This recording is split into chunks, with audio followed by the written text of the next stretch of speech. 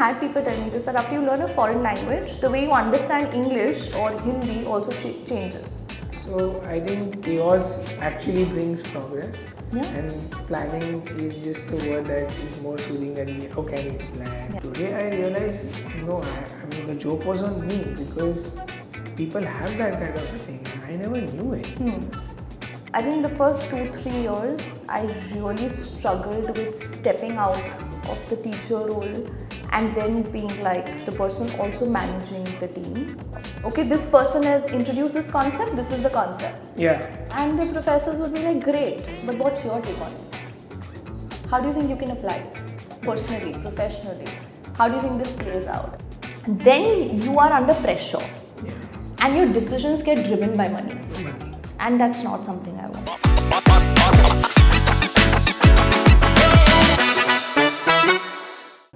So hi Niyati, very Hi. good morning. It's our third episode of Ekstory, and it's so glad to have you here. I think we go a long way. Yeah. Good. I think the first memory that I have of we meeting was in the second year of degree college. Yeah, okay. Yeah, so that's the memory I have. That's the time Kushu made me meet you. Yeah, so I think we were 18 or 19 back then. So Yeah, I was wow. So I was just thinking today Don't say how many years it's been, we'll be revealing age. I still look young, so I don't mind that. But so glad to have you. Also so glad to do this formally also. Yes. But I don't think so how much we can take this formally. Yeah. So We'll we'll try try our to have, best. so we'll have a conversation which is more heart to heart, more candid. We want to know about your journey, how you've built LingoNest, and now how you're building Niyashi, how you're going through your trainings and market research. It's a fairly different set of combinations that you would attach, right? Typically it's like training, market research. There could be a association, but here it's about language, and then teaching, training, and then market research. Yes. So it's a whole host of things. Plus you are a psychologist, so it's really intriguing to see how you've connected all of these and built something at such a young age. See, I told you you're young. Thank you. So I really want to know about that, and we'll go along the way. Want to know about your childhood first. Okay. So how was it like, and if you can just start with that. Sure. If I think about my childhood, I think the first few years, like up until I was 6 years of age, there was a lot of traveling involved because my dad, he had like a transferable job. So I remember through the first 6 years of my life, I was first in Jaipur, then in Chandigarh, then in Delhi, interacting with a lot of people, as I've been told, I don't remember. So, and then finally I think I was around the age of 6 when we came to Mumbai. Then we've been here ever since. So that's something that I know of my childhood. Apart from that, I was the firstborn, both sides. So mom's side, dad's side. So I got a lot of love, a lot of attention until the rest of the Jing Bang came in. So I think that was very nice. If I'm to talk about my school years, I think that is something that was particularly tough or difficult for me. In the first, let's say from grade 1 to grade 7, 8, while I was very hardworking, very diligent as a student, I was very timid, very shy. I would not be able to talk to people, hold conversations, hated, confronting people.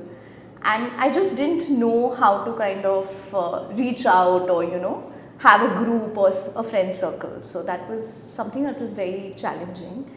I struggled really to make friends. And even if I managed to, I think I was very bad at expressing myself, and that kind of costed me friendships. I think then when I reached grade 8, things changed in terms of me having a more stable group, and I think that was nice. But I really started struggling as a student, and it's interesting I say that because I'm in the teaching field today, but As a student through grade 8 to 10, I think I was terrible. I never scored well. I didn't understand things. I struggled. And even then, I don't think, I didn't have confidence in myself. And I found it very difficult to kind of put myself out there. So I never take initiatives or sort of, say that, okay, let me go ahead and do this and try this. I just shy away from everything and try and keep to myself and do the bare minimum required and just kind of get away with that. So yeah, that's pretty much my childhood. Since I know you so well, Yeah. and from so many years, Yes. it's you're the exact Opposite opposite now. today. Yes. Yeah. So, I mean, if anybody would say you're non-confrontational, I would say, oh, what? Really? Yeah. Or you're timid or shy. That's exactly the opposite Of who I am today. you are Yes. today. Yes. So very interesting, and I'm sure the professional journey would have played a very important role over there. But before we jump, sorry to get you back, you said you were interactive, but at the same time you were shy. So is it like the switching of cities kind of made it difficult for you and you went into a cocoon? Does that kind of affect? No, I don't think so, because I feel like by the time I was 6 years, after that we were in the same city. Okay.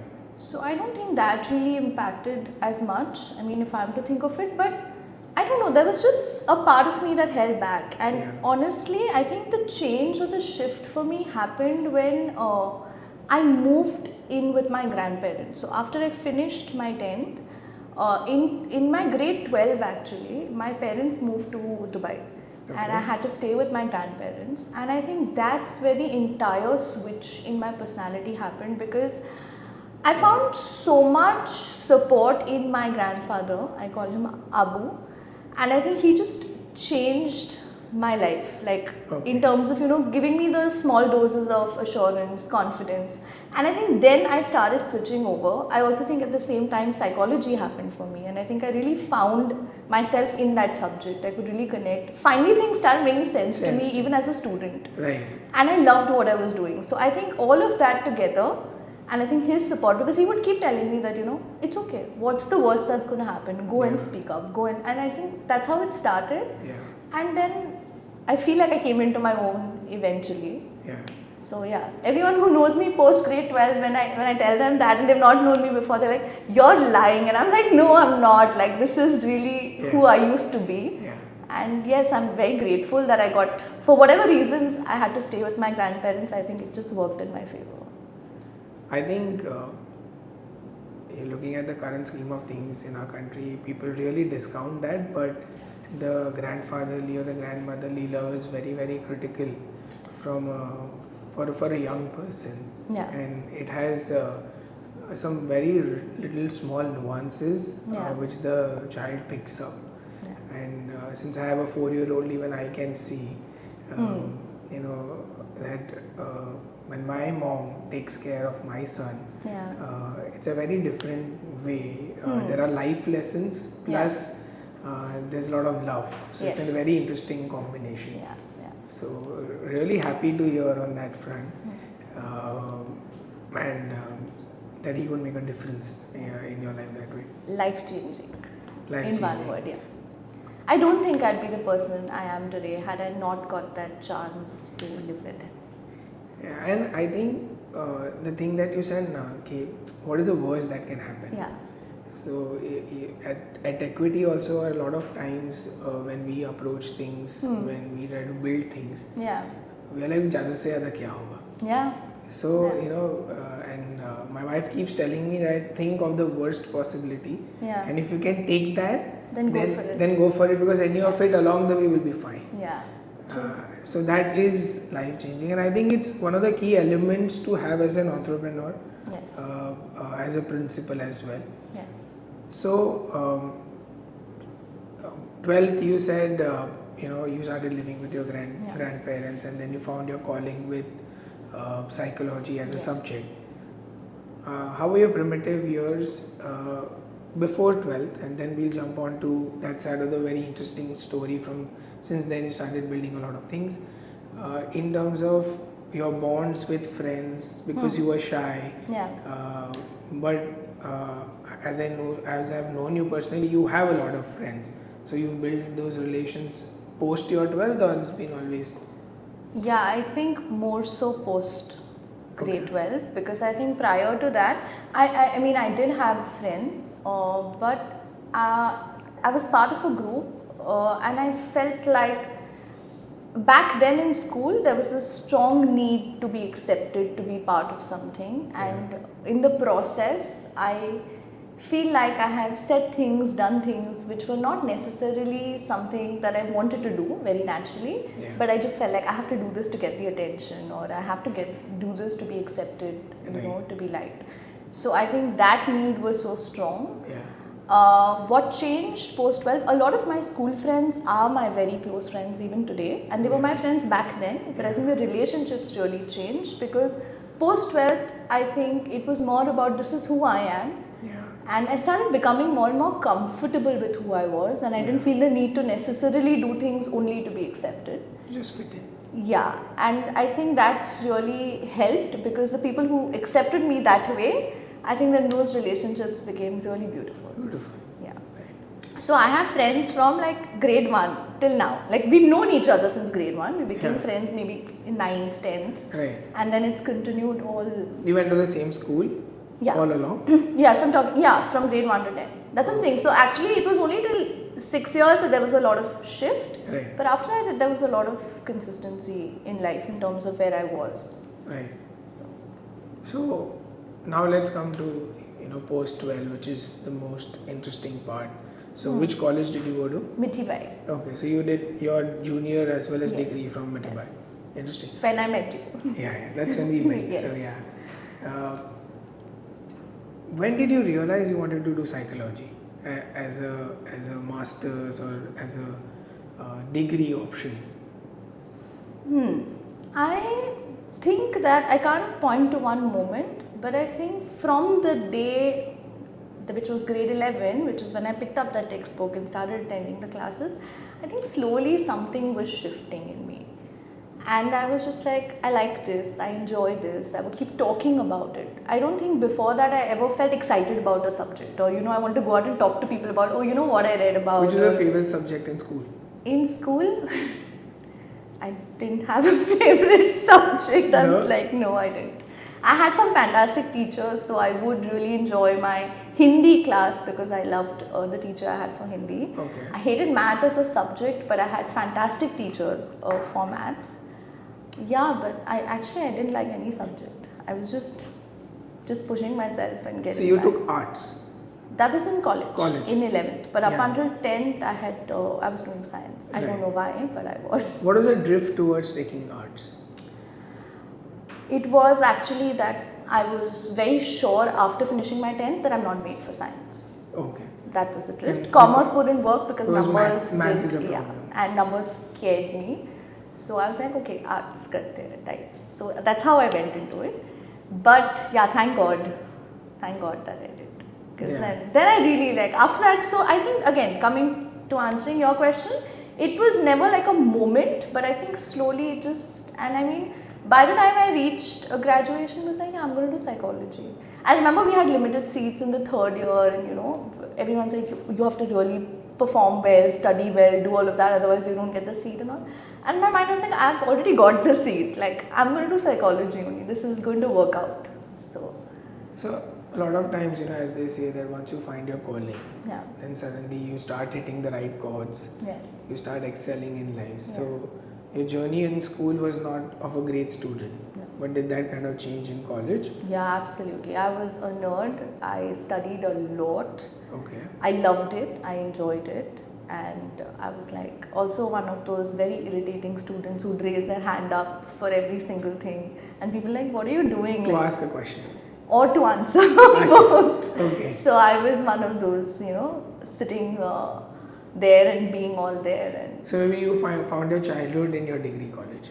Because that is what we had done in school. But college में किसी ने हाथ नहीं उठाया. हाँ, but कल मैं सब attend करके 7 बजे के lecture के लिए फिर I'm like, I will answer, ask me, that kind of a thing. So yeah, definitely I kind of.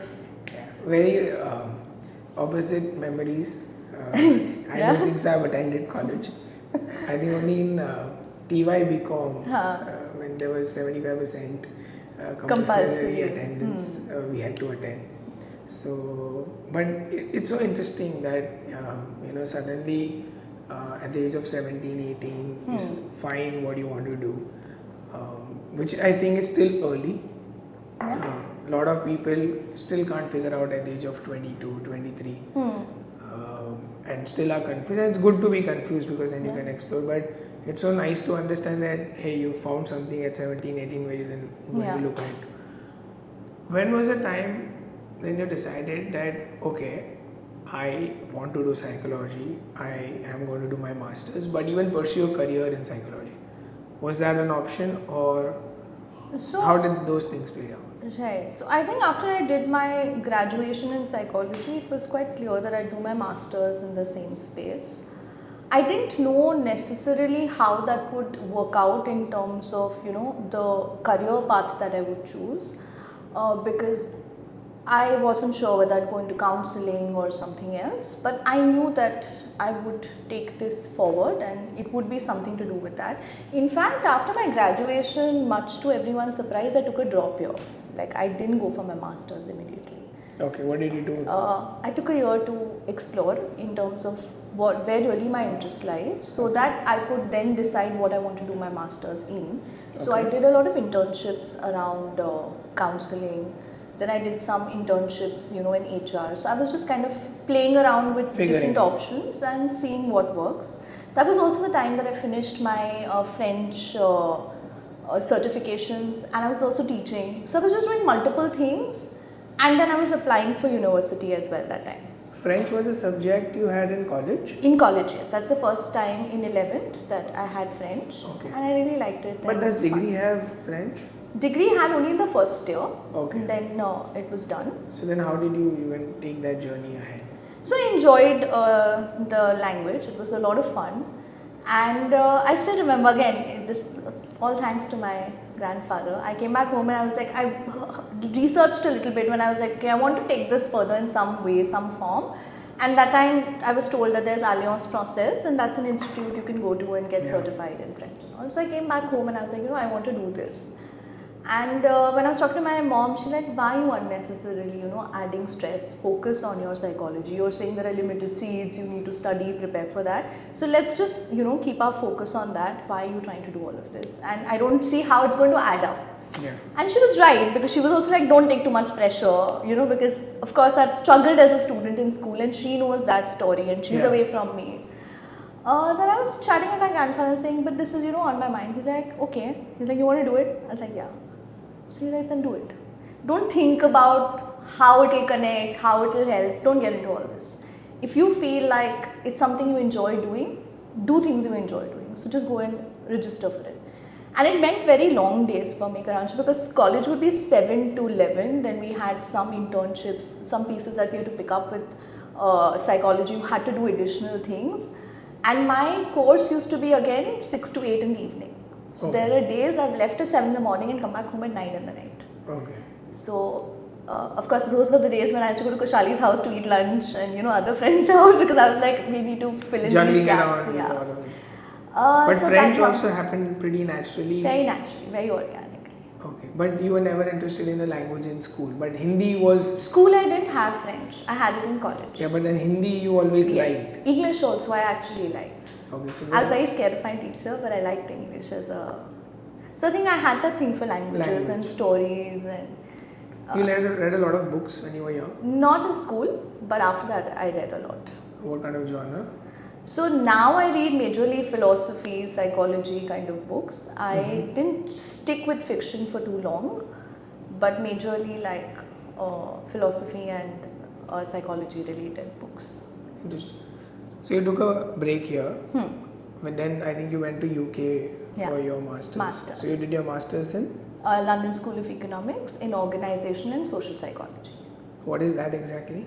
Organization and social psychology. So more about focusing on understanding of behavior in the context of organizations. Okay. So let's say in terms of motivation at work, teams, Something leadership. like industrial psychology. Yeah, very close to what we call industrial over here. Okay. But it also had an element of social psychology. So you're learning it in the context of organizations and social settings. Okay. So principles of psychology and how they play out. If I have to look at organizational development, organizational behavior, those kind of things. Okay. So that was for a year. That was for a year. Correct. So I mean, obviously, London School of Economics is London School of Economics. But I just brushed that part because I'm not as educated as you are. So I don't want to have that has nothing to do with the college you go to. You are very, very well informed.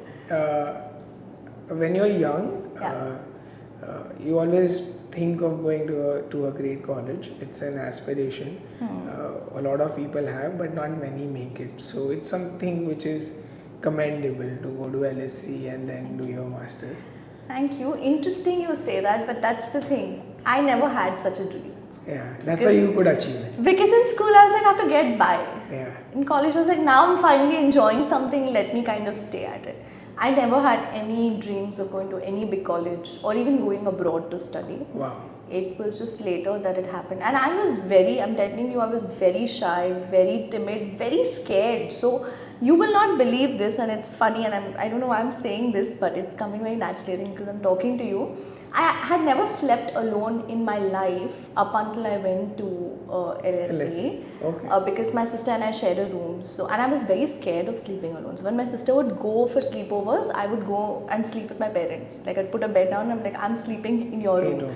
So literally for 2 months before I went to LSE, I practiced sleeping alone. Wow. Because I was like, I don't know how I'm going to be able to do that. I was that scared. But you'd have your roommates, right?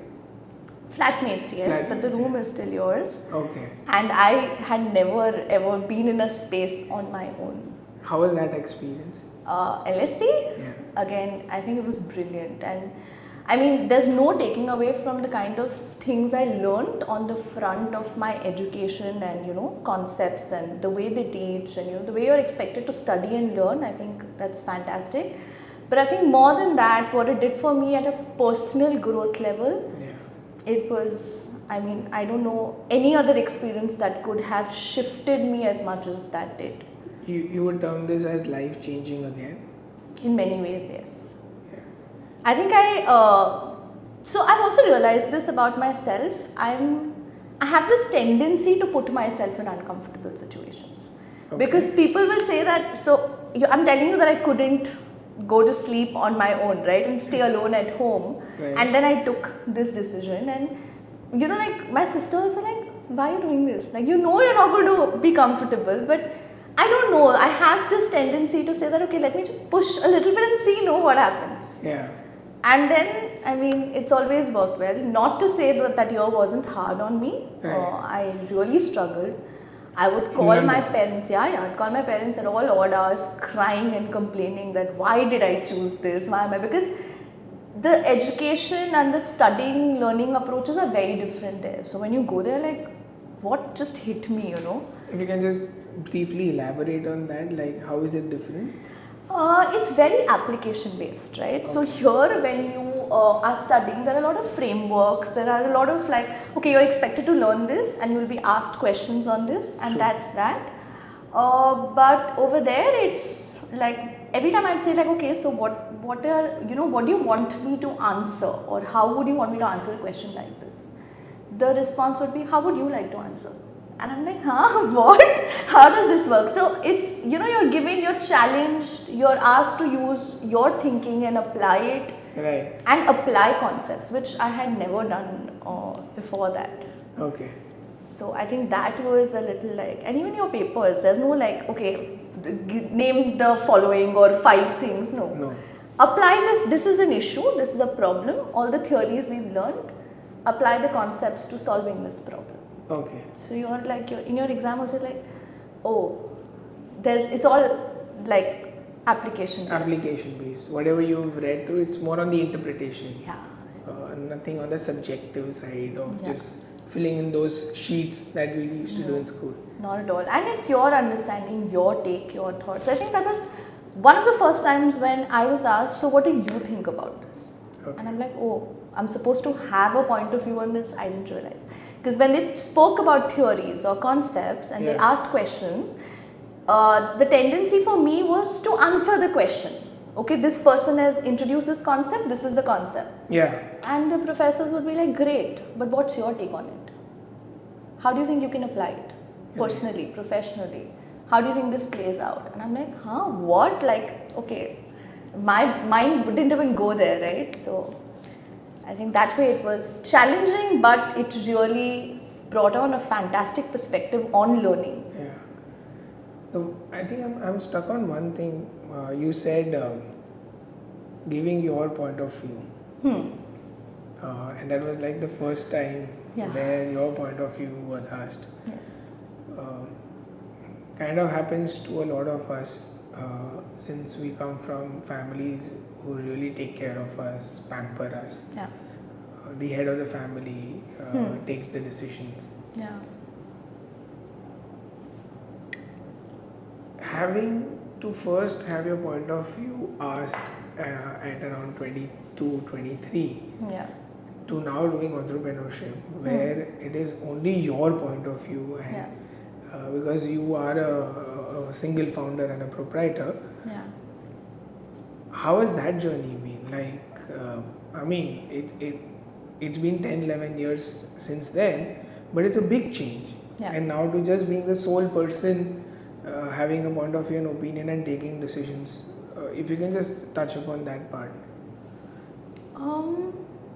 I think it just gives you more confidence in the fact that one, it taught me to have a point of view, which I didn't earlier, right? Because it was a lot about accepting things and taking them as they were given to me.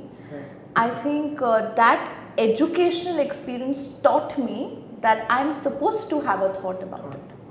You know, and there's no right and wrong, it's just my thought or my take on whatever it is that is, I have studied or I'm learning. Right. I think when I connect that to my journey of running my own space and, running LingoNest and all of that, I think one, it gives me the confidence to have a point of view. Right. And secondly, I think it also makes me feel like I can see it through. Yeah. I will be able to figure it out if this is what I'm thinking. Right. Of course, there are days when you're like, I don't have an answer to anything. You're clueless. Yes, but you also in those moments have faith that you'll still find the answer eventually. You might have to go through this phase, but you will find the answer. So I think it just helped me to think or taught me to think. Right. And I think unfortunately in school or college, the way our education system is, we don't necessarily emphasize on thinking or learning. It's just about content, learn this, come back. Yeah. But not necessarily about how you're thinking about this. True. Or how you're learning this, True. So I think that's... It does help in a very big way because you have to take a lot of decisions and have a lot of point of view. So 23, 24 you went to LSE at the age of 23? Yeah, no, 22 I think. 22. Yeah, I'm also trying to now place it. I think 21, 22. Okay. When do we finish graduation? 21. So a year later. So 22 I think I went. So, and then you worked over there for a year? No, I came back. Immediately you came? After the year, like I did my masters, I came back. And then I started working with Millward Brown in market research. Which company, sorry? Millward Brown. Okay. In market research. Market research. So how did this shift from organizational psychology and social happen to market research? So in my masters, you have one where like the last submission that you do is a dissertation, which is a research paper. Okay. And you pick your topic and you collect data and then you kind of put it all together and then you write your findings and build up whatever theory you're applying and how it's played out.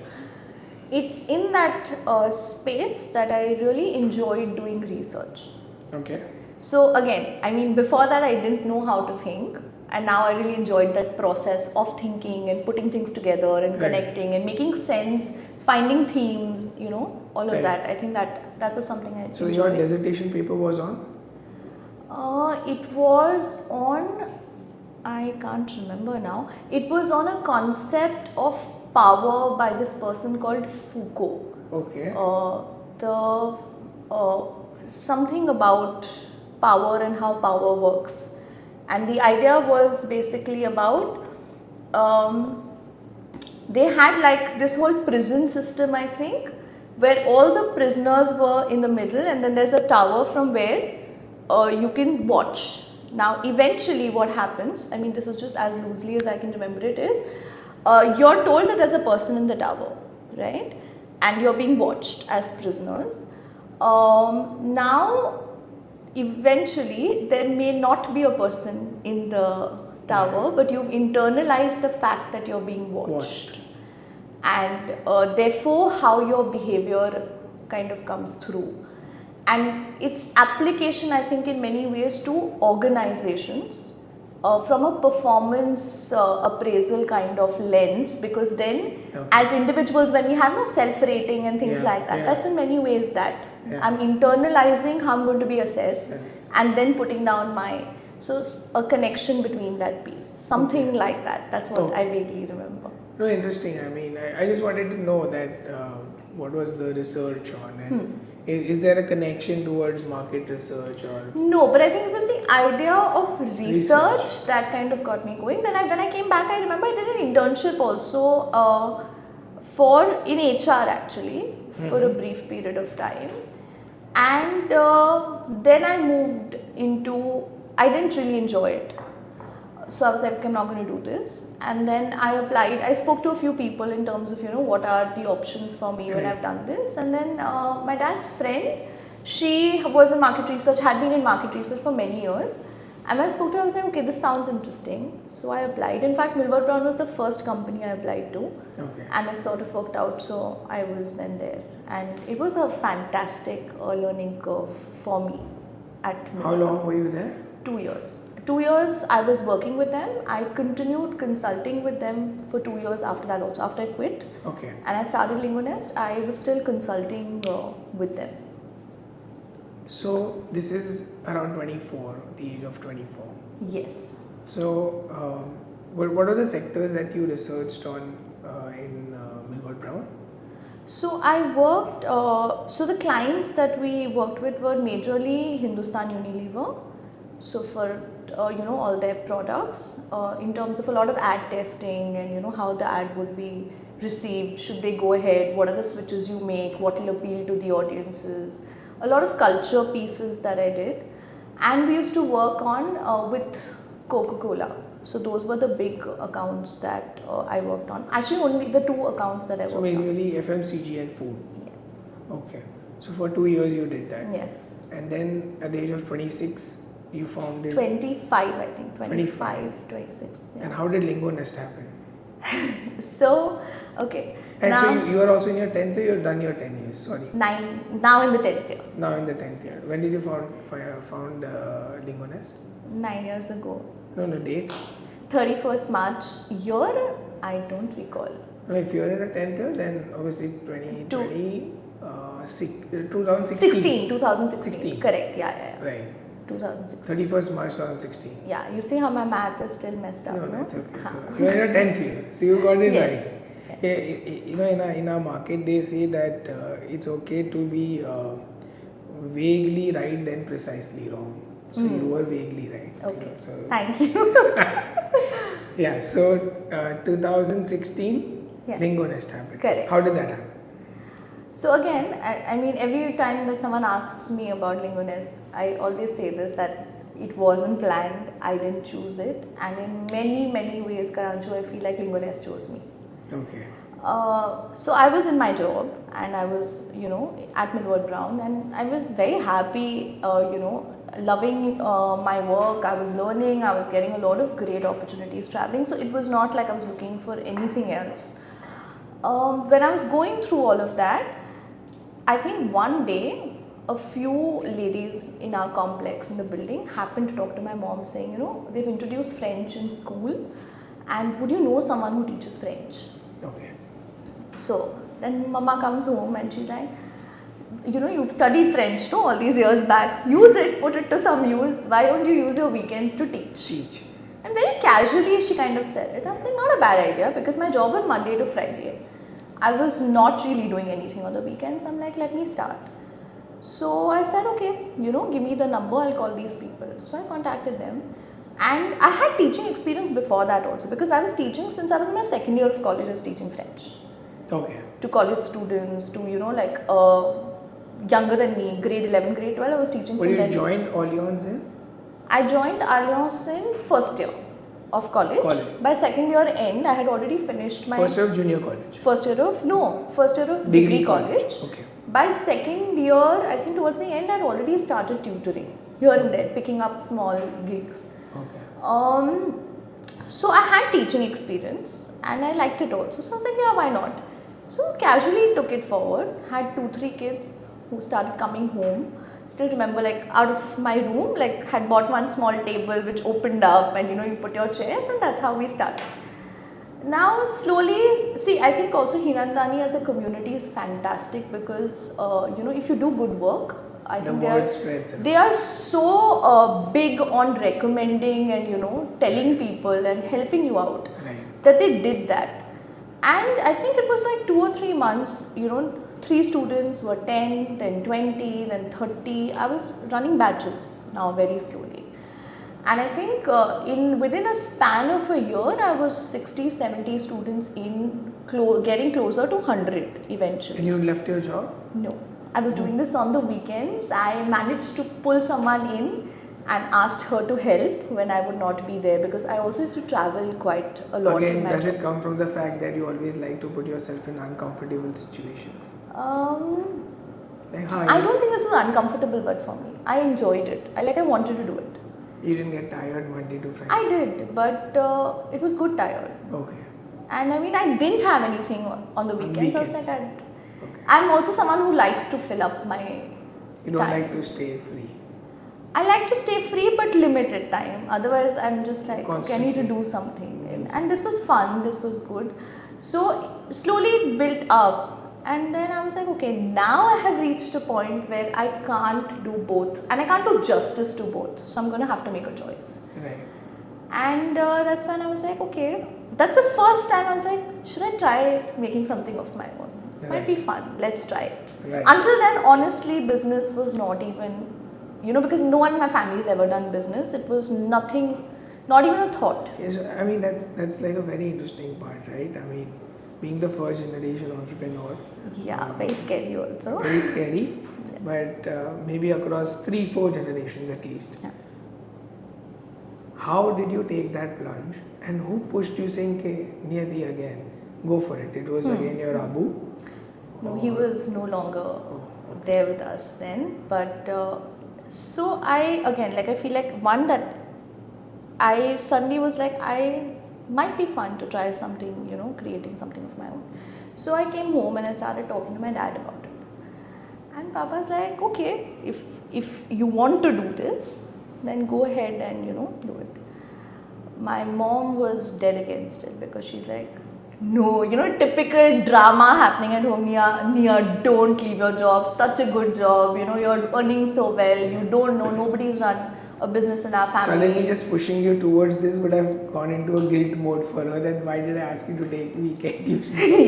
Suddenly. I'm sure she must have. So, but of course it came from a very good place, but she was just like, no, don't do it. And she was very upset with this decision. And then I went into... to meet my boss and to tell her that, I'm going to quit. And see, honestly, I was also learning a lot. She was fantastic. She's fantastic at what she does. She's retired now, but one of the most brilliant minds. And my luck that my first job was to report. I was the first person she hired in her team. Okay. After she was, I think, working in Singapore. She'd come down What's to Mumbai. Her name? Sakina. Okay. So she had come down to Bombay, joined Milward Brown, and I think within 3 months or 4 months, I was the first person or the second person she hired. I think I was the first hire from outside in her team.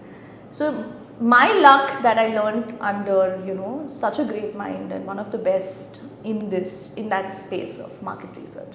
So she was also like, why would you leave? And then also I knew that I was up for a promotion. Okay. So I came back and I was talking to Papa and I was like, I'm up for a promotion. Maybe I take the promotion, then I can figure, That's when, he told me that if you really want to do this, you have to quit before that promotion. Yeah. Because if you get the promotion, you're not leaving. So now you decide. And either ways is fine. But if you really want to start something of your own and you felt that, somewhere there is that spark, do it before the promotion. Yeah. And what is it that you can let go for something that you want to do? Yeah. Then I put my papers down. Okay. It was, of course, there was a lot of drama followed at home because my mom was just dead against this decision, and she was just like, both of you, I don't know what you all discuss and make your decisions and all of that. But yeah, I took that decision. I also felt like, I had age on my side, in the sense that what's the worst that can happen? It won't work. I can go back to my job, right? I loved what I was doing there. I had done good work. I always had a place to go back to, at least back then. So I was like, let's take this, jump and see where it takes us. That's how. So it was more of serendipity. Yeah, I'm telling you, I really feel like I didn't plan a lot of things. Got it. It's just sort of happened. I have always let it, I've seen where I feel happy, and then I want to do more of that. Understood. So even when I decided to start LingoNest, a lot of my friends were like, what's your business plan? And what is, how do you see this going? And what are you envisioning? And I was like, I don't have the answer to these questions. I still don't, honestly. Yeah. I think for me it was just that I like doing this. Let me create this. We'll see where it goes. And it unfolded very organically. Yeah. There was a lot of heart and a lot of hard work. And I knew that that's something I can give and will give. Right. So I went in with that, and then, things picked up from there. So, all these concepts of business plan or vision, and a lot of the world wants the entrepreneurs to find out at a very early stage. But a lot of the entrepreneurs, I think, take a long time to figure out what is actually that they are wanting to ultimately leave as a legacy and have the vision. And its vision is not fermented from day one, that it's cemented ye hai. But it's more like developing along the way, because you change and there are so many dynamics that get involved. Yeah. So it's a journey figuring out your vision. So I'm glad that you've still not been able to, because there's still then room for so much to do. I don't know. I feel like people have very different views on this, and I think eventually it is also important to be more structured and have some sort of planning. And I am now really working towards that, because I recognize that, that simple thing of what got you here will not get you there. And I think that as you're in the game for a longer period of time, then you have to kind of shift and see what next. But having said that, yes, I also enjoy that factor of, let's see where this goes. Yeah. The typical गाड़ी निकाल के जाते हैं, देखते हैं कहाँ पहुँचते हैं. We don't have to decide the destination. Let's see what speaks to us as we make that journey. And I think that even if I have a vision, it may not always be set in stone, because like you rightly said, we are changing, things are changing, and there's a constant, evolution that is happening. Yeah. And if you actually look at your life per se, a lot of things, or majority of the great things that you've done happened without planning. Yeah. And then now you're talking about planning. Yes. Because I've been told it's important. Yeah. So, it's kind of counterintuitive to what got you here. And you said that what gets you here may not get you there. I think I personally feel it's a phrase that has been wrongly told to us. It's not actually what got you here may not get you there. It's what got you here. Plus something will get you there. You True. cannot abandon what you've already been doing because that is what actually got you here. That's true. And suddenly then you want to scale it up. That's when your planning and structure happens. But if you look at a lot of great companies, they are built in chaos. And they're not built with a plan. And COVID taught us, post-COVID things changed. We thought it would have been a chaotic downward hill, but India or a lot of businesses have flourished and took off. So I think chaos actually brings progress. And planning is just a word that is more soothing than I need to plan. Is what I have learned in my 10 years of Ekvity and from my mentor, where he says that there's nothing called as planning. Are you prepared for chaos? That's the real thing that you need to focus on. If tomorrow something your business model changes, are you prepared to take that? Because planning will only make you go in a linear way and think. Absolutely. So, but interesting. So, LingoNest happened 2016, 60, 70 students. What next? What happened in 17, 18, 19, 20, and where you are today, 25? We kept building it up. So when I started off, it was just French. But then when I kind of set this up, I was like, okay, now let me look at this more closely, and why should it just be French? Let me look at other languages. That's what within a year you thought about this? Yeah, the first year only after I founded it. In the first year, within a few months, I had the first official hire, if we want to call it that, who's also a very dear friend, Bhavna. She came in for teaching English. So here I was telling her, I have no plan, do you want to join? She's like, yes, of course, let's go ahead. That's how it kind of happened. And only friends can join you in something where you don't have a destination, right? That's true. They will trust you on what you don't have to show yet. That's true. I think, but honestly, I also feel very grateful, Karancho, because I feel in my first 2 years, I met really good people. And I've heard of so many stories where people say that they met someone who wasn't great and how that impacted their hiring decisions thereafter, or them feeling like, okay, maybe I need to do everything and not get a team on board. But I met, truly, I was blessed. I had no hiring system. I had nothing. I just went with instinct, gut. Felt nice to talk. Okay, let's take this person on board. Sounds very similar. Philosophies align. Let me take them on board. And fortunately, in the first 2 years at least, the people who came in were people who I didn't know, but LingoNest needed. And they were all there to build.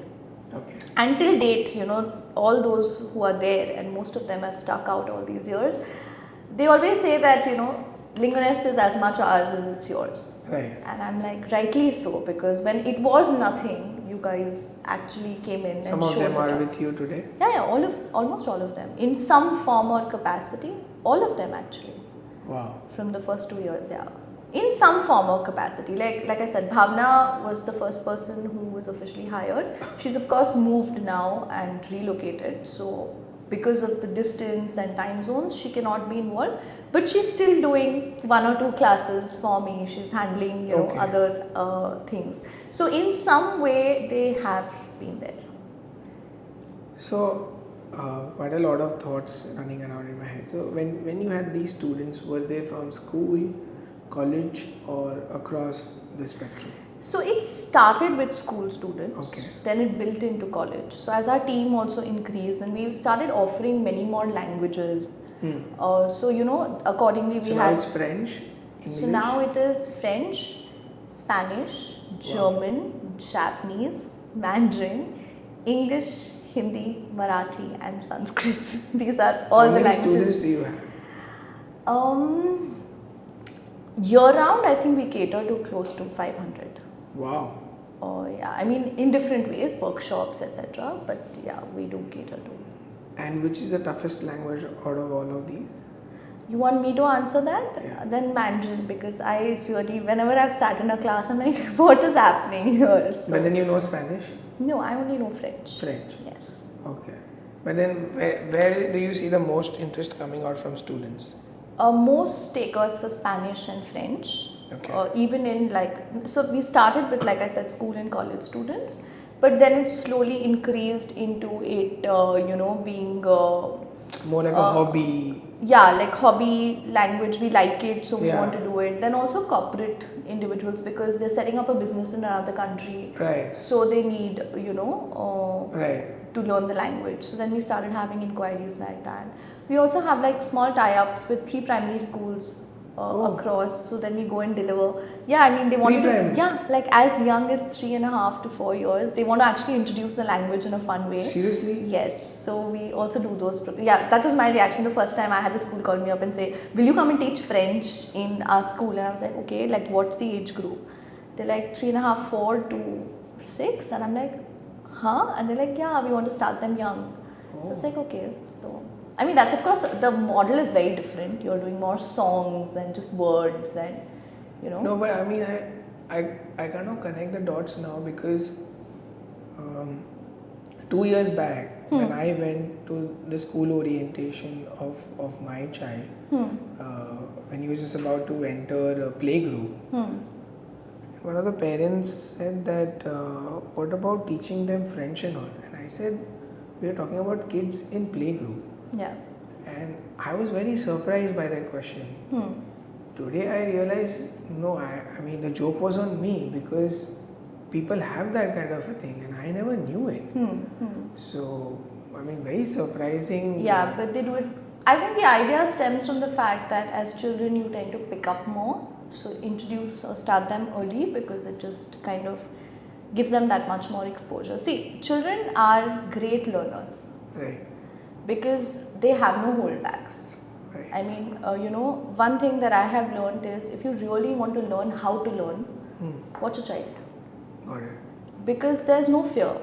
True. There's no fear of judgment, there's no fear of, what if I don't get it right? They know how to have fun with things. And I think that's where the whole concept of let's introduce languages to them early on because they'll pick it up. They don't care about, am I sounding funny when I speak in that accent? In fact, our young learners are the ones who pick up accents way faster than adults ever will or can, for the simple reason that adults are too self-conscious. And it's all about, getting perfection or I need to sound right, as opposed to children who are like, yeah, okay, you said this, I'm just imitating you and having fun. Yeah. So I think that's where the idea comes from. Okay. When they offered it to me, I was also like, I'm not sure how this is going to work, but we can try. A slightly offbeat question, but my mom always told me that if a young child is able to speak 4-5 languages by the age of 5 or 6, it really builds the brain in a very different way than a normal kid otherwise would have. Is it true? I think so because, see, ultimately, language is our lens. Okay. Right? Because we think in language. Right. If I didn't have language, how do I think? Right. Correct? So, it's language that gives us the lens or perspective. Okay. Now, depending on the languages you're learning, you're gaining those many perspectives. Okay. Right? And ways of looking at the world. But say for example, in English I say this is an apple, and in French or Spanish I would say the same thing. Yeah. Now it builds a perspective, but different perspective in a language. Like if you can just elaborate.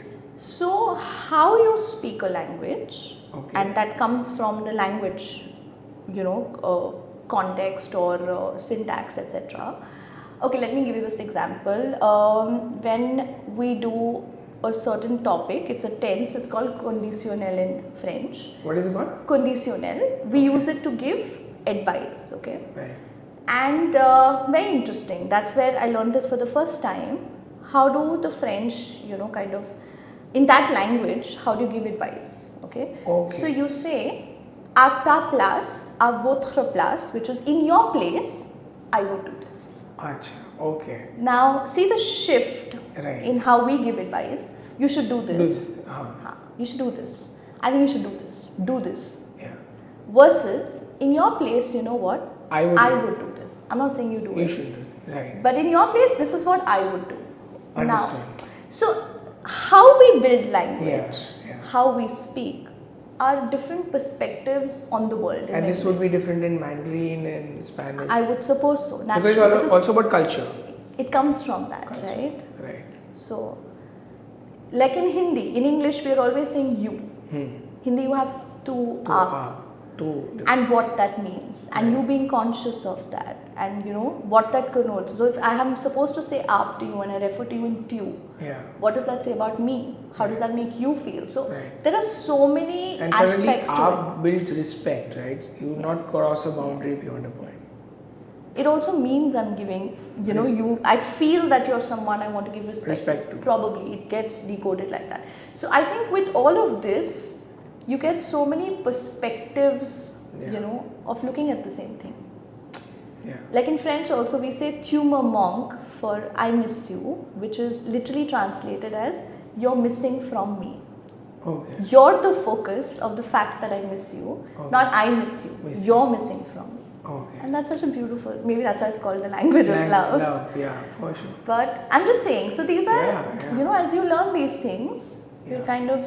It does help. It does help. Of lately, I've also started using a lot of Hindi. I somehow feel Hindi has a lot more depth than, with all due respect to English. Hindi has a lot more meaning, and somehow if you have to connect something emotionally, Hindi really has an easier way to get to a person's heart. When you are having a conversation not just with your loved ones but even your team members, it just adds more value. If they understand Hindi, yes. Joking. No, that is a part. Yes. And that's a part. But I've realized that Hindi gives out emotions. I've somewhere realized that English does not convey emotions that well, but Hindi does somehow. And maybe, as you said, that we think in languages. If I have to say that I'm surprised, my eyes will not roll over like surprise. But if I have to say that I was ascharya-chakit, then there's a connection with my face also that comes about. So, but it's interesting that you say that, because it's true. Language creates experience. You know. Okay. Say the same thing. Okay. Tell me about. Like I think you already said it, but let's use an example. Okay. Tell me something great that happened to you in the last week. Great that happened to me in the last week. I got my Sunday evening tea sitting on the patio, small patio in my house that I had after a very long time. So I was like absolutely relaxed, doing nothing. That was the best thing that happened last week. Okay. Now say the same thing in Hindi. मैं मेरे घर के एक पाली पे बैठा था. Don't try to translate it. Okay, just Hindi में. If you tell me कि क्या, what was क्या मस्त था last week में, क्या so बारिश गिर रही थी. And गरम चाय था. And it was trees around and the weather was आजू बाजू पौधे थे and इतना मस्त मौसम था that मेरा मन मंत्र मुग्ध हो गया वो चाय पीते पीते. Now think of the two, and your experience of narrating both is very different. Yeah. For sure. So our experience and you emotions. You feel in languages. Yes. Yeah. Okay. So our experience and emotions. I mean, language is what we use to explain an experience. Yeah. But we often forget that it also creates the experience whilst we're doing it. Yeah. Like it's far more fun for us to say that yaar maza aa gaya than say I had a lot of fun. Yeah. So I think a lot of experience lives in language. Right. And that's precisely why your mom must have said that, because it's true. It just gives you various ways of experiencing life and the world, right? And we all know ultimately it's a subjective experience. Have you got any tangible feedbacks from parents, after teaching these languages, that no, my son or my daughter has suddenly started having a different thought process around it, or how he or she looks at things? It just, as a feedback, I want to know. I mean, do people realize? Because actually, I don't think so. See, I'll tell you what, I have seen differences in my students because we also do have these conversations. Like I said, when I talked about advice, or we have these conversations, and they then talk about, okay, this is, you can see a shift in how they are also then constructing sentences in English. Right. And I've also often had people tell me this, that after you learn a foreign language, the way you understand English or Hindi also changes. Oh, okay. Because you're suddenly learning everything structure up and making sense of things, and then how that applies to therefore how you're experiencing the languages you're currently learning as well. I think, so I haven't received any tangible feedback, and I don't think I will, because they're very slow shifts. Yeah. They happen very subtly, they happen very quietly. It's only something that when you sit down and reflect on, or we do an exercise like this, that you realize, this happened. Because Karanshu, the day I learned this construction in French, the way I started giving advice changed. Right. And that is such a fundamental shift. Have you tried to take this to the world outside in some way? The power of language, or how it builds perspective, builds advice. Yeah. One, randomly through your some social media network, have you gone out to the world? Two, in terms of your corporate trainings, are they around languages, or they are around organizations, psychology and social psychology? They are more on skills like leadership and things like that, but whenever I do a communication program, I do try to bring this in because I think it's very important. I haven't completely gone out there and put it out there, also because I am only learning it now. Right. Or realizing it now. Although it's happened, the realization is coming now. I also feel like I recently picked up a course, NLP, Neuro-Linguistic Programming. Okay. And that also talks a lot about language and how that shapes experience, etc.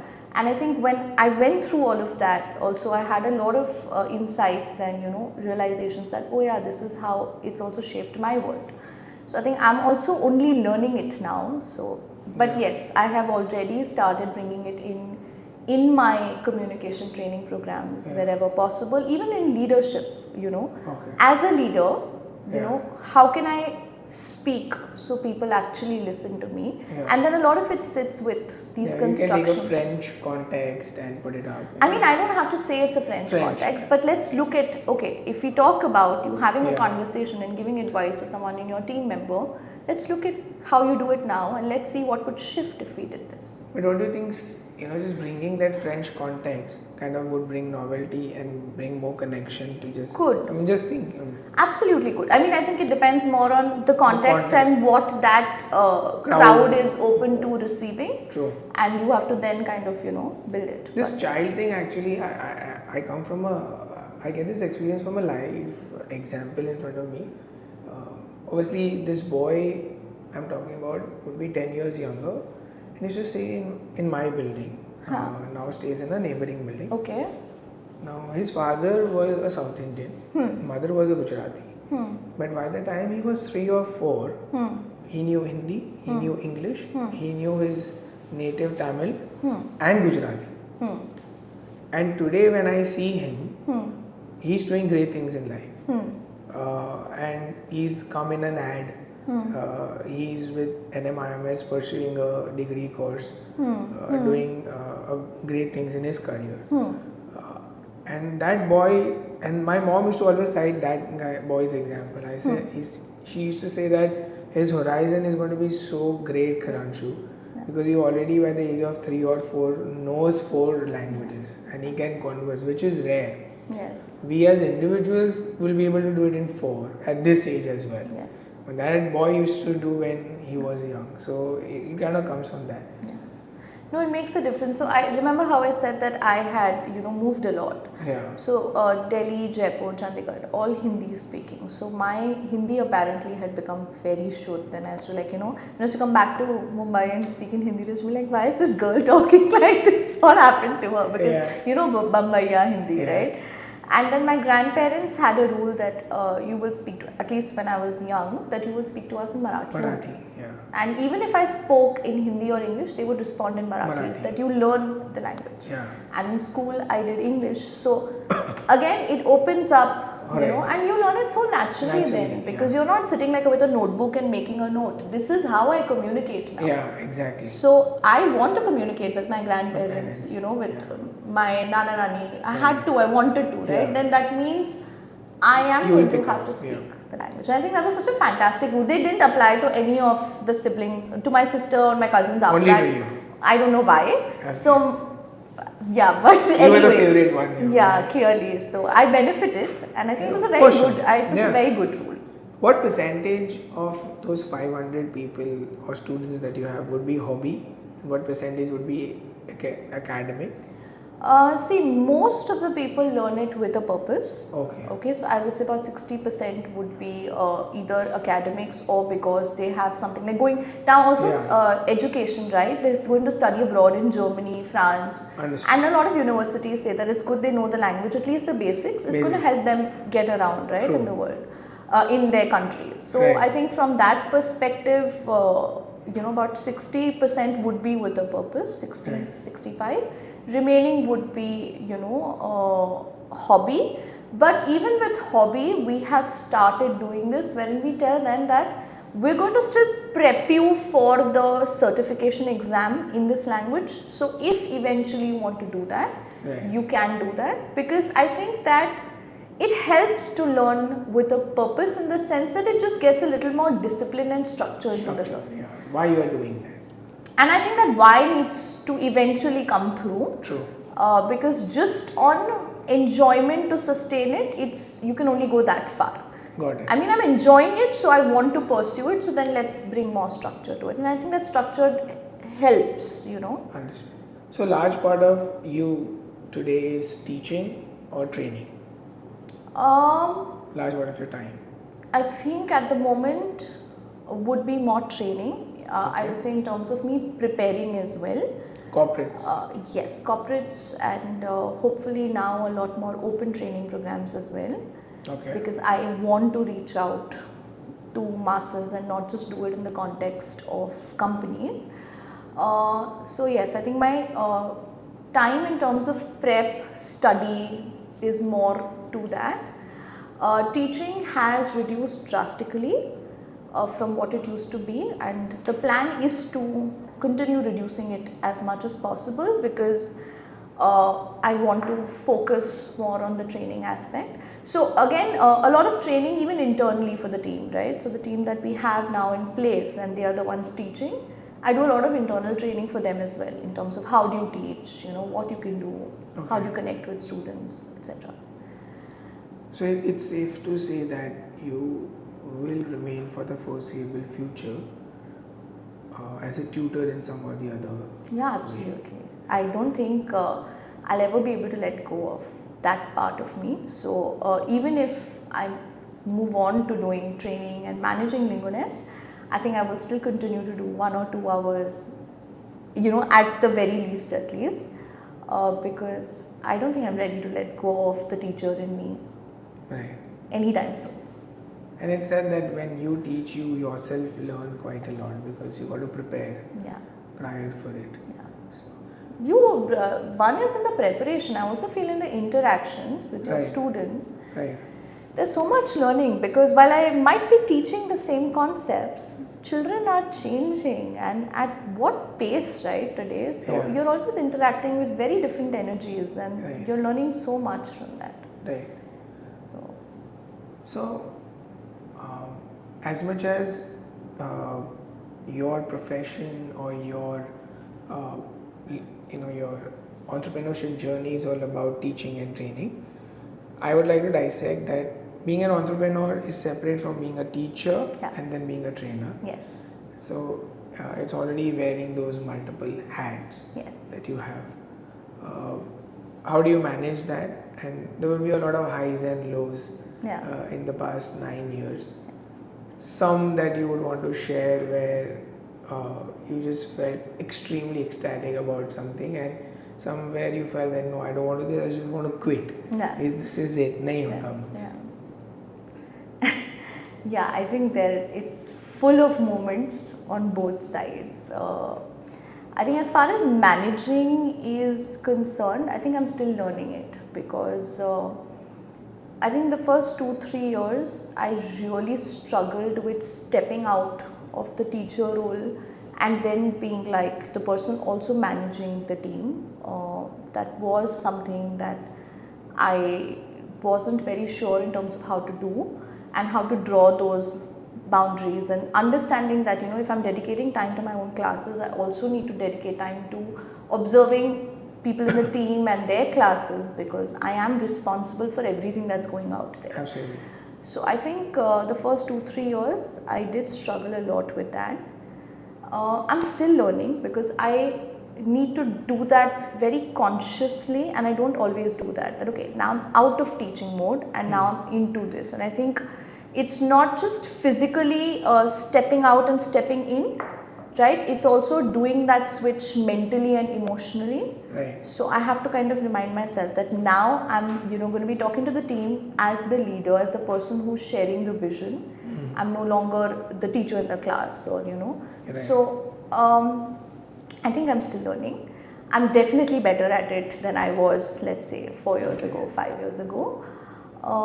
There is still a long way to go, but Right. I think that transition can be smoother and seamless. And Okay. I'm hoping that I will achieve that.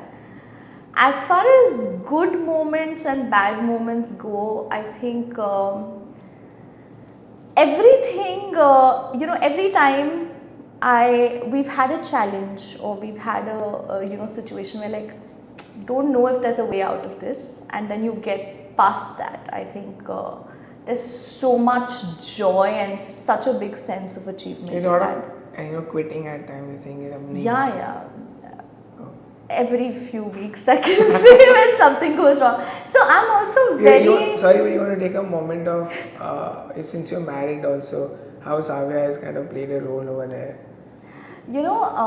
With a person who's, very high on emotions typically. Yeah, and I am. I go extremes. I was talking about you only. Yeah. So I do go extremes, you're right. And this is my process. So I have to react. I mean, I won't do it in front of everyone, but I have to react at least, at home before I can then go back and, put on this calm demeanor and say, okay, now let's sort this out. But I realized one thing with business, I don't know whether it holds true for a job or not. I'm not the right person to comment on that. But because of this journey, I think that you're never doing it alone. Your partner is as much part of that journey. Absolutely. As you are, even if they may not be playing the role that you are at work, because I think it's invaluable.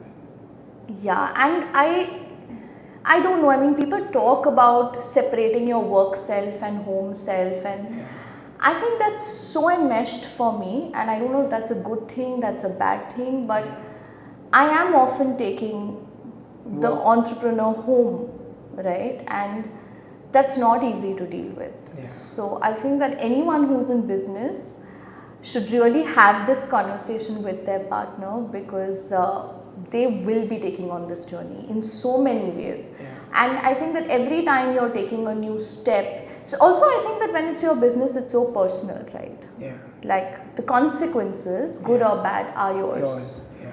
And when they are yours, they are your partners, they are your families. So it takes the whole team to run it. Like I think that today I also depend so heavily on my parents, on my sister, and I call them at I mean, they may not even know the entire story of what's happening, and they may not advise me on that, but I think they are in so many ways my anchor to come back to the balanced state. Yeah. So, I mean, you might be one person Home is where the heart is, that sort of a thing. And you might be one person name running it, but you have a whole lot of people behind that. That one name that sits there against the company. It's everyone's really in so many ways. Yeah, I mean, it's a lot of sacrifices by them as well. My wife always tells me the beauty of having a partner and then at the same time building. Yeah. Is your partner has seen the worst of you Yeah. and the best of you Yeah. in those primitive years, Yeah. which is an experience in its own. Yeah. So, I mean, the good part is you and Savya have been together for a very long time, Yeah. and then he's seen the worst of you Yeah. in your lows and then the best of you in your highs. Yeah. And that really adds to the formidability of the relation going along Yeah. with. No, absolutely. I feel like, people say that we've been together and been with one person for our life, for Yeah. a lifetime now. Yeah. But I think that if I have to put it, I think he's been with so many versions of me, so many different people through the years. Because, see, he was in my school as well, so he's known me as that timid person, Right. to somebody who struggled as a student, to the college too. So there has been a lot of, while we have been with the same person, we've still been with Yeah. so many versions of the same Right. person. And yeah, I think that's beautiful. And just one thing, I mean, I would like to touch upon on a personal level is kudos to him to have embraced the fact of having such an ambitious wife who wants to build things, who wants to create things. It's difficult for a lot of people to accept that. But having known him so personally, the way he's gone about supporting you is actually commendable. It is. So, says volumes about him as a person as well. Yes. So, it does. no, interesting. I mean, that's. I mean, along the entrepreneurship journey, moments like this is what kind of make it worthy of writing a book tomorrow about Niyati as a founder of LingoNest Yeah. and Niyashi, Yeah. which is what I wanted to ask you about. It's something that you started recently. Yeah. What is that exactly? I still couldn't figure out by your video, so I, on a very honest note, need to tell you that please convey it well. Yes. So I want to know it better. Feedback taken. Yes. Should do that. So Niyashi is actually a company that my father started. It's been a while. So Niyashi is actually my and my sister's name put together, Niyati and Rashi. Rashi, okay. And he's been into business consulting for a long time, and that was the idea of the entire thing when he started it. Somewhere do you think, sorry, but your dad's business consulting also rubbed onto you in your market research and training? Because kind of something. Say that again? No, somewhere your dad's business consulting also kind of rubbed onto your training or other things, because kind of have some parallels which are pretty similar, and you kind of got influenced by them. Just, I mean, out of curiosity. I think I'd like to say the other way around. He got influenced by me. He started this much later, and it's a very he's been in a job all his life, and I think he's fantastic at the way he's done that, and the kind of achievements he's had. And I think what is his background, just briefly? Marketing and sales, and wow. so he's done that. So at least the market research rubbed onto you somewhere from him. Then let's give it to him sure. for that. Yes. No, I'm sure. I mean, I wouldn't know it consciously, but I'm sure. Yeah. What did rub on to me definitely is the hard work, the dedication, and the passion. I mean, that is something, and my mom always says this, that when I see you, I see a lot of dad in you, because you can block everything else out when you're working. Yeah. And that is equally nice and scary, because it's very difficult for the people around you guys to take that. Right. Because sometimes you always feel second to the person's work. Yeah. And so that I know for sure. I've taken from that. So yes, he started this company. I have been training for a long time, and it's been like an independent thing in terms of corporate training. It's not even been under LingoNest. It was something, again, training is again something that I got into by chance. Like I said, I think it's choosing me, so I'm there because it actually happened, a few years ago. So when I started LingoNest, I had one of our teachers from college, Mithi Bai, she had reached out to me saying, can you do training for college students? A lot of these campus to corporate type of programs, building them, getting them work ready. And I was like, yeah, sure. And I really liked that, so I continued doing that. I continue to do it up until this day. And you even do part-time consulting as well? for those market research? That was for 2 years post. Not now. anymore. Okay, sorry. There's no time. Thank you. Yeah, I had to prioritize. So, but after that, I had a friend who used to run a company in training. Okay. So happened one day that one of her trainers, not a friend, someone I know, but basically one of her trainers kind of, ditched last minute. She was in a big soup. Called me up saying that, will you take this on? It's a corporate training program. And I'm like, never done it, but okay, let's go for it. And that's how I did my Again, first. the uncomfortable subconscious thing. Yeah, also that I liked training, so I was like, I want to see where this goes. It was fantastic, like the feedback was great, I loved it, I had fun. So before I knew it, then I was getting regular training programs from there. That's how it started. Then I started consciously reaching out and building up this entire corporate training piece because I was really enjoying it and I do enjoy it even now. So I've been doing that for many years. Now I'm realizing slowly that you need to formalize it and make it into a company because that always helps, especially when you're not working with a company and working independently. Right. So I was talking to Papa about this, which is when he said that, it actually comes in very beautifully with Niyashi because I'm doing the consulting side. Right. You can take care of the talent evolution, which is the training part. Right. And, we can kind of work together on this and see how sometimes there are training needs or there are gaps there, which you can fill in. And when it's consulting or the consulting side of things, I can take care of it. Okay. So that is how I joined it. So, so I didn't find, I was not the founder, he's done it all. Okay. And now it's very funny because I'm like, I'm Niyati and Niyashi, so they're just like trying to make sense of how did this name come together. Yeah. So when this is my dad, thinking that business will do very well if I put my daughter's names together, had made this name and now I have kind of joined it. Okay. So it's about corporate training and about business consulting together. Correct. Okay. And the main target audience would be corporates. Working professionals and corporates, yes. I mean, we're also reaching out to individuals. So as a business coach? Yes. Got it. Fair point. Interesting. So how has the response been so far? I think it was very, it's formative in that sense, especially for the training aspect of it. So far, so good. I mean, we are running the first open program on Sunday, which is happening, which I spoke to you about. So yeah, what is that exactly? It's called Communication Reimagined. So it's a 2-hour talk on a topic which is very close to my heart, which is communication.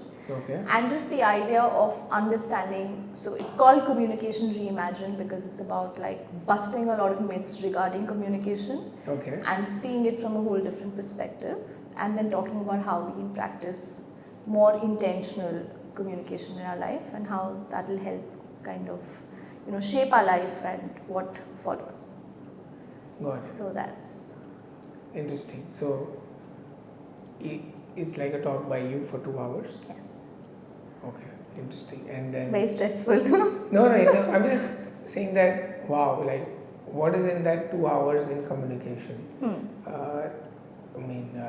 Never heard a talk for 2 hours on communication because it's a very simple topic. So people usually don't take it up. And when I say simple topic, I mean, communication पे क्या है? मतलब क्या बताएगा बंदा वैसे? So that's sort of a thought process. Because it's a very word that we use in a day-to-day life. So to come up with something for 2 hours in communication is pretty interesting. Yeah. So I'm struggling to fit it in 2 hours. Let me tell you that with the content. So no, but I hear that a lot, and every time I say that I'm in communication, people are like, exactly, communication में क्या है? Because हम लोग तो कर रहे हैं ना, but बचपन से करते आ रहे हैं. But I think we're talking since we are kids. We've not necessarily learned how to communicate and communicate effectively. One. And I do really, Karanchu, I've seen this for myself because, like I said, I was someone who was timid, I was someone who was shy, I didn't know how to communicate. Right. And this comes from such a personal space for me, this particular topic, because I think learning how to communicate changed the game for me because everything, that I have done so far and achieved so far in so many ways is because I was able to communicate. And communicate well. and connect well, because ultimately you talk about building businesses, you talk about building ideas, you have to be able to connect and communicate well. So it is a skill which is really overlooked and undervalued. But I think that the day we realize what it's capable of, I think we'll all start paying more attention. And it's misunderstood, I think. Really misunderstood. I mean, at the end of the day, what we're doing here is communicating or having a conversation, because that's the power of conversations, right? It can send you back feeling something and really shifting something in you. Got it. So, am I being able to do that each time I'm communicating with people? So, of lately, I've started developing a particular my own thought process, and I call them counterintuitive words. So, find and discovery. Find is actually where there's a certainty of finding something. It's like you're looking for something and then you get it. It's like more of your mind. Discovery can only happen when you have your heart into it. And something is like talking and communicating. When it's talking, it's actually you are conversing through your mind. But communication is you always use heart-to-heart communication. So I'll use this example so I'm building a whole list of counterintuitive words. Nice. So find and discovery is one, memory and remembrance is one. They're both actually not same. And another thing I found out is talking and communicating. So those two words are actually, one of them is the heart, one of them is the mind. Actually, if you go to see, and they appear extremely similar, but they are not. One of them is way more deeper than the other one. Because you say so much even without speaking, right? And that's the beauty. Communication can happen even without a word being said. Non-verbal that we kind of talk about, body language or so on. And we think that we're always talking to the conscious mind. But every time you're communicating, you're always speaking to the conscious and the unconscious mind, which is why it happens, right? Sometimes you have a conversation with someone. And you're like, I don't know what, but it was wonderful. It just clicked, And when you say, I don't know what, it means I don't consciously know what. Okay. But at a subconscious level, at a very visceral level, this worked. And am I being able to speak to that when I'm communicating? That's really the power of communication. I think we can do a separate 1 hour thing on communication. Always. Call me anytime. No, I mean, it is powerful, and I mean, it is a tool which we all need to know and learn. So we talk a lot about language, but you said that you were never great at math. So, and since you're an entrepreneur, numbers matter. 500 students, there is revenue. So who does that numbers bit at your end? Is it you or somebody else who looks at it at your end? See, when it comes to the accounts aspect of it, or doing the math aspect of it, then I rely very heavily on my husband to take care of it, and then there's a CA as well, and they take care of all of that. But I mean, I also feel like while I am not particularly comfortable with maths, I think that the fear that I had with numbers or money has completely dropped. So, because you're making a lot of money. No, but because I mean, I have worked on that. In terms of getting comfortable. I used to find it very difficult to talk in numbers, to talk in money, but I have learned that over a period of time and gained comfort in that space. But when it comes to the math and accounting, I rely on people to take care of it. I understand what I need to know that we have to make a profit here, or what is happening, and whatever that is that I need to understand, that the costing bit or something of that sort. Then the basics you pretty well understand it now. Okay. And what about the investing part of it? Do you invest money? If yes, you do it by yourself, or can you take somebody's help? So actually, investing is something that I started very early on. In fact, so I remember this story, that the first paycheck when I was working in Millward Brown, I remember the first check that I got, because that time my account was not even set up with the company, so they'd given the first month ka salary as a check. Came home dancing, super happy, and I was like, oh, I have money, I'm going to buy this and spend it on this. And my dad's like, enjoy this check. Because next month, say 40% of your salary is going to be put into investments. And he'd already set up the SIP and all of that is done, okay? Right. And I was like, okay. And at 40%, I mean, back then, that was my first pay. So it wasn't even much. And you're going to take away 40% and put it into investing. Right. So I was just like, that's not fair. But I mean, of course, I did it anyway. And You follow it till date? Yeah. I mean, the rule is very simple. Money comes in, whatever is my committed amount goes straight up into my investment, and what is left is then expenses and whatever you want to spend. So you draw a salary from your business, or how is it? Yeah, so there is like the director remuneration, as you say it. Okay. So that is. Okay, And 40% of that goes. Sorry, how you say? Yeah, 40%. I mean, it keeps changing depending on the year, but whatever I've committed to Right. is something that I ensure goes straight into my investments, and then the remaining is what I use for expenses. For growing the company or whatever it might be. Or I'm using talking about my personal side. Yeah, Okay. personal expenses. Personal expenses. Correct. So have you ever digged into your savings to put investments into LingoNest, saying that, hey, I need some investments that I need to make for over here, so I need to sell something and put it over here. Have you ever done that? No, Okay. I've not needed to. So financially pretty sound enough to manage your investment part. Yes, and I think that's also I realized because I got into investing very early. Like I was 23 or 20, first job 20 to 23 when I started investing, right? So I have also seen the merit in that, and I think when you see that, you get even more committed to doing it. One, I think my father has put in very strong values with us when it comes to money and how you spend it, and it's very clear that you will never spend what you don't have. Right. It's as simple as that. So the whole credit idea, or pulling out money from somewhere or borrowing something, is something that I have never done, and it's been very instilled. So no borrowings, no credit cards. No credit cards. I don't use credit cards, which is very against what people do today, but I don't use credit cards. You should. I know there are a lot of benefits of it, but I mean, it's just something that I haven't done. Apart from that also, I think even when it was time to buy anything that was expensive or a luxury item as we call it, Papa had a very simple rule. If you can't buy it twice, you don't buy it once. Okay. Wow. So you have to be able to afford it twice from the open money in your account, and if you can't, you don't buy it. Okay. And I follow it till date. I have never bought any luxury item that I can't buy twice. Okay. In this moment, like if I can't buy two of them right now, I will not buy one of them. Wow. So ever you buy a Mercedes, you will know you can buy one. I can buy two, yes.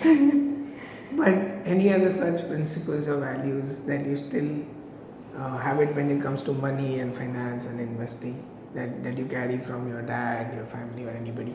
So I think it's mainly Papa, and he has influenced me a lot in terms of how I see money. He always told us this, that money is a flow, which means that don't try to accumulate, understand its energy, create an energy which allows you to receive it. When you receive something, also give it with the same kind of, the abundance in which you are receiving, also give it in the same way to people who need it. He was also very strong on practices with, any sort of charity or helping people. So he was like, as your income increases, you have to keep increasing the amount that you use to help people. So I think that is also something that he... So even you follow that today as well? Yeah. Okay. So, and I think just very strong principles in terms of maintaining your discipline, maintaining your consistency. And I think it's helped me to a point, Karanshu, where I don't get tempted. Okay. I don't get tempted to buy something. Like it's always very thought out. It's very, even if I want something which I know is a want and is not a need, I ensure that I have felt that as strongly for at least 6 months before I purchase it. Okay. So I think there's a lot of discipline, and honestly, when all of this was put in us, I hated it, and I used to really like curse my parents for having such strict rules around budget and managing money, etc. Yeah. But I'm so glad that he set up that one, the SIP thing, with the second check that came in. Additionally, he was very clear that once my sister and I started paying, there are some bills at home we're going to start taking care of. Okay. So we've got to learn how to, make place for that and spend. We used to fight a lot. We're like, what are you taking our money? And he's like, you learn. Yeah. And what you learn are those very healthy financial habits of managing money. Because it's not about how much you earn. Right? We get very stuck on the amount, but there are people who've earned a lot and gone bankrupt. Yeah. And then there are people who don't earn as much, but they've still built a beautiful life because they've done it consistently and with a lot of discipline. Yeah. So I think that is something which, he truly has. And again, very important concepts. Very important concepts. Consistency and discipline. Majority of the SIPs get closed in the third year. That's what the data says. To consistently do it and sit through those things are very important. Yeah.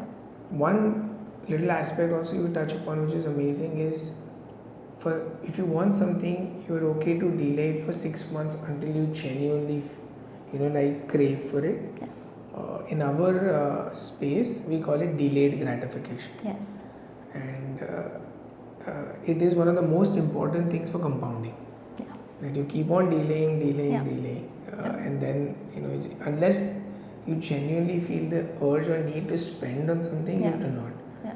And again, this 40% rule. So kudos to your dad. I follow it the same for myself as well. Okay. Irrespective of whatever expenses. Yeah. Obviously, my principles are slightly different in terms of credit card and all. But 40% of my salary needs to go to my savings, compulsory. Yeah. It has to be. Then you look at the rest, how you want to spend, whether it is a trip, luxury or whatever. Correct. So very important foundational principles. Yes. That.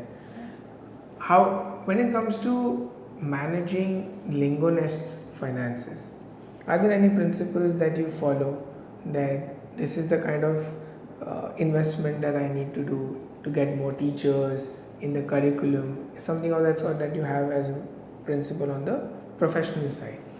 I think in many ways I have paralleled what I have learned personally into the professional space as well.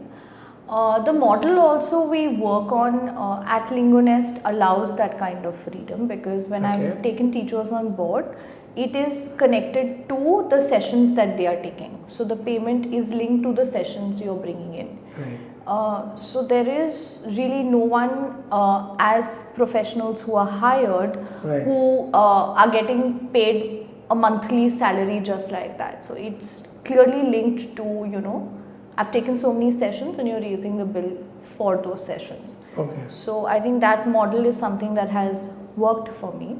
So the frugality is over there as well. The way you've been frugal in your personal life, you've kind of followed over there as well. Yeah, I mean, careful for sure. Okay.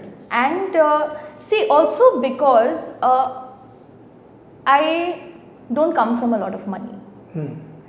And I have seen a very tough phase in my life. Okay. Because my father had lost his job for many years. Okay, and this was actually very much in parallel with when I had to go for my masters to London.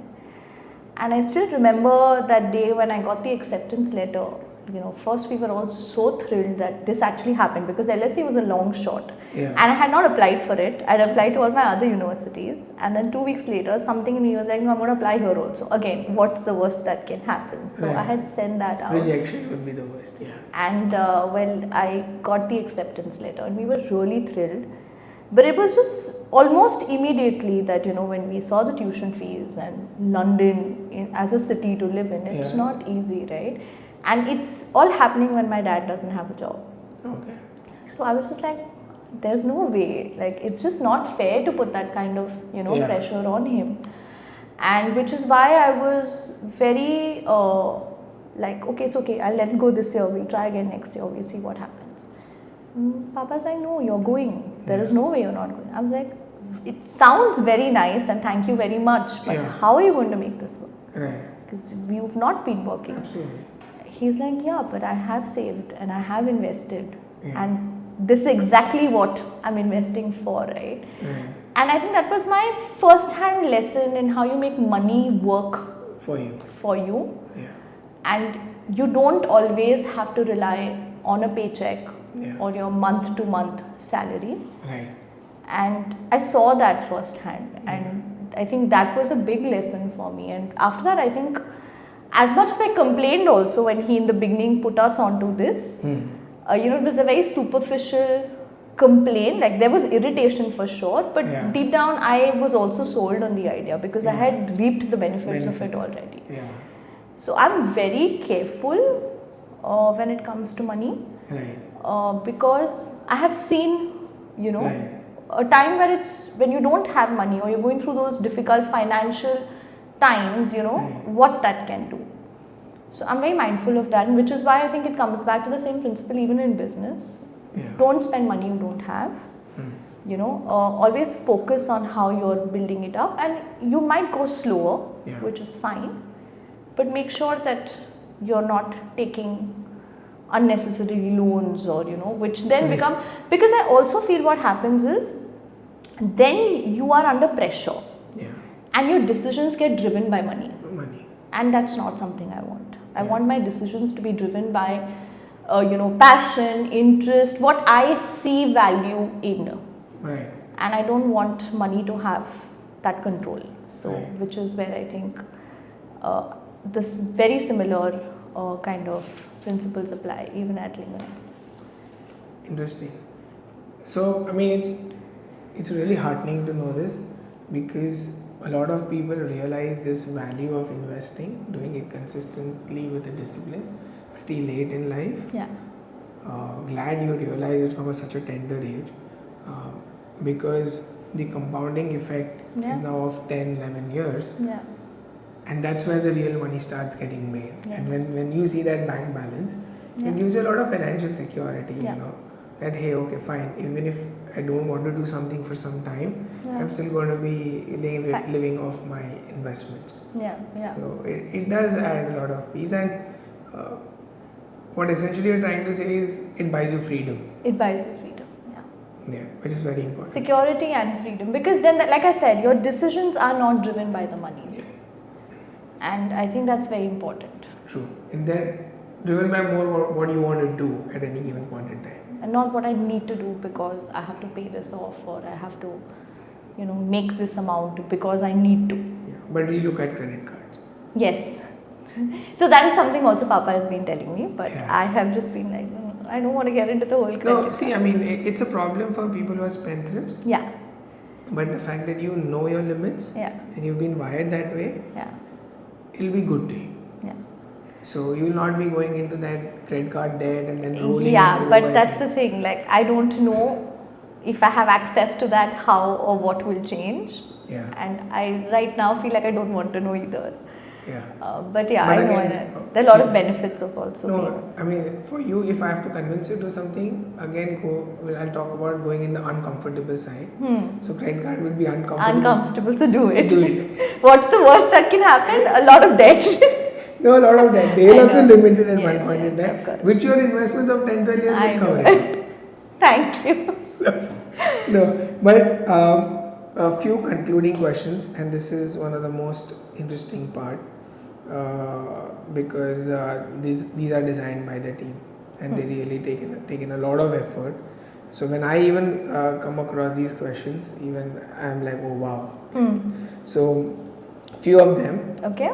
So if investing were to be taught as a language, what 3 words or phrases would be must know vocabulary wise? Consistency. Because I think temptation, because I think that to build wealth you need routines, you need that. Discipline, because I think, like I said, temptation is real, and I think when you build that discipline, it becomes stronger than the temptation. Right. And I think finally compounding, because I think that's the magic. Yeah, that's the magic. The closest we come to magic in finance. So Right. I think these three words maybe. Nice. So consistency, discipline, and Compounding. Nice. If you could teach one financial concept as simply as you teach a language, what would it be?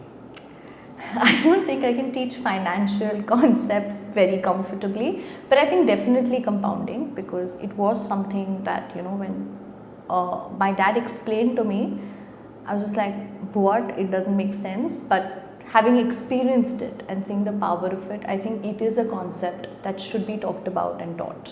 Have you experienced compounding in something intangible? Yeah, in anything and everything, right? Like even when we are putting in effort to build a skill, I think in the beginning it feels like, okay, every day, with one day I'm only increasing this much and 1% and 1%, but what eventually happens when you keep at it, Right. I think is With relations. with everything. With Compounding applies with your team. everywhere, yes. I think so. Nice. I think that's a good concept. Also something, it just came to me when you asked me this. I remember reading the book, The Psychology of Money, and it's got this line that really stayed with me. Wealth is what you don't see. Yeah. And that was, when I read that line, I was like, wow, you can't put it better, right? Because all the expensive things that you see on a person is money spent. Yeah. What you don't see is actually the wealth. So, And he writes amazing. It's a very, very powerful book. yeah. And he writes a lot of blogs. The Collaborative Fund. And I think he's written another book as well, Same as Ever, which is his second Okay. book. So big fan of Morgan Housel. So that book has so many anecdotal evidences from the history and from the past that you can very easily relate to somewhere. Yeah. So. And for someone who doesn't have that background, I think it speaks to every person It's and very resonates. simple. Yeah, Yeah. beautiful. Yeah. I think two books that I remember Papa had given me was first Rich Dad Poor Dad, and then was Psychology of Money. And a lot of principles in that, I think, have been put to practice. So I'm glad that I was able to do that. Yeah. Rich Dad Poor Dad, again, for folks who have not been in finance, it's been like a Bible for them. Yes. True, definitely. If your approach to investing were a French word, what would it be and why? So once you say it, please explain also, because I don't know French. So it would be the word called ancré, which is basically anchored or rooted. Okay. Because I do believe that when we talk about investing, it's completely rooted in discipline. Okay. What is So I think ancré? Ancré, which is to be rooted or to be grounded. You have the R in French, right? Okay. If your wallet had a personality, what would it be? The planner, the impulse, the buyer, or the minimalist? I think planner. Because like I said, I don't really make very spontaneous decisions when it comes to finances. But every once in a while also, let's have some fun and go ahead and be a little impulsive, of course within very thoughtful limits. Okay. But usually a planner, I think. Planner, okay. Yeah, very boring like that when it comes to the finance. True. Methodical. Yeah. What would be the question you would like to ask our next guest? We always ask this. Okay. Has to be related to. No, anything what you want to ask. Let's make it about money, since that's what we're talking. Maybe if money was a person, what would your relationship be with them? Okay, we'll ask that. Yeah. Interesting. What was the question the last guest asked for me? I think it was something related to a book, which is a book that you are reading right now. Okay. Yeah. So any answer to that? Currently, actually, I'm in between a lot of books because I'm preparing for stuff. But one book that I've been reading is The Oracle, which is a book written by my teacher, Anil Thomas, with whom I did the NLP course. Two of the teachers, Anil Thomas and Aarti, and I've been reading that. It's basically interesting questions that shift perspective on how you see things. Okay. So. Got it. Nice. What's scarier, conjugating French verbs or choosing the right mutual fund? Neither, because I think I'm comfortable now with French conjugations, and I think for choosing the right funds, I have experts I rely on. So, Superb. hoping neither. And the last question from our end. Would you rather teach finance to a 5-year-old or teach French to a finance person? I think French to a finance person, because then we can both learn something from each other. I can learn a bit of finance, and the finance bro can learn a bit of French. Yeah, but the bro will pay you, and he will not pay the bro for him. Fair trade. So Smart. yeah. Very smart. No, but really good fun, Niyati. Learned a lot of things which I have actually penned down.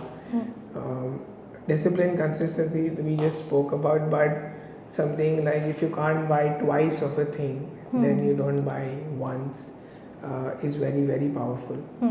It's something which I learned new from your dad. So thanks to him, and thanks to you for sharing with us. Power of grandparents and the love, which is very, very important and critical. Always staying in the uncomfortable zone is where actually the magic lies. Magic happens and lies. So also do not subject yourself to a particular personality, because you are the complete opposite of what you were in your childhood. So it is the experiences that along the way that blend you.